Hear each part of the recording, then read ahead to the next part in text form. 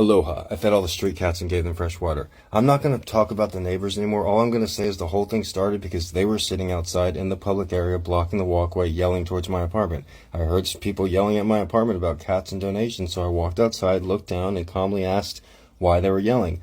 The orc girl responds with, "Go inside or I call the police." This was one of the stupidest things I had ever heard anyone say. It was the middle of the daytime. They were the ones sitting outside in public area drinking. So I decided it was a good time to go check my mail. As I'm checking my mail, they start drunken yelling at me some more, and some fat mainland guy comes out who I'd never seen before, immediately says, "I'm going to fish fire you for looking at me sideways." It's like, no, bro, you want to interact with me. You want to quote-unquote fist fight me because you've been hate watching my videos. This, my friends, is what happens when people who live near you, who personally you have never spoken to or ever really noticed before, but when they watch your videos, they somehow think they're involved in your life. Sometimes it's hard for mentally slow people, like orcs, to put themselves in someone else's shoes. I didn't know these people had something against me. I didn't know they watched my videos. I had never given them a thought before, but apparently I've been living rent-free in their heads.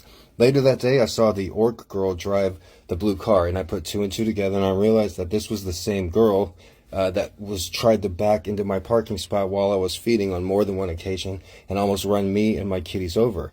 It's very rare for a woman to abuse cats, but calling her a woman is a stretch. And if you get me upset, it not only affects you, it affects your neighbors too. Just ask the lady who is now in trouble with the federal government for throwing away hundreds of USPS boxes.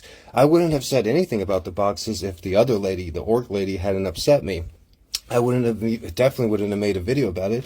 I tell the same thing to the homeless people with the camps out there. I tell them nobody better lay a finger on me because you won't and you can't kill me. And if one single homeless person tries to fuck with me, I will come back with a crew from the city or the county or the state and legally have every tent removed.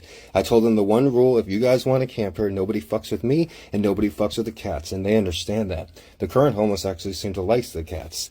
The worst person you could fuck with in this world is somebody who is super intelligent, like one of the smartest person you've ever seen, but also a little crazy who holds grudges and willing to dress in knife-proof clothing and go into the heart of quote-unquote no man's land where places cops don't even go and feed stray cats. As I walk through the valley of death, I fear no evil. God is legit and I'm one of his best warriors. I was sent here from a faraway place to do good and change the world for a better. There's no other explanation. I have powers that governments and scientific institutions don't even understand. I'm more than a man. I'm Mr.G. Thanks for listening. I hope you enjoy my book, Gonzo Education.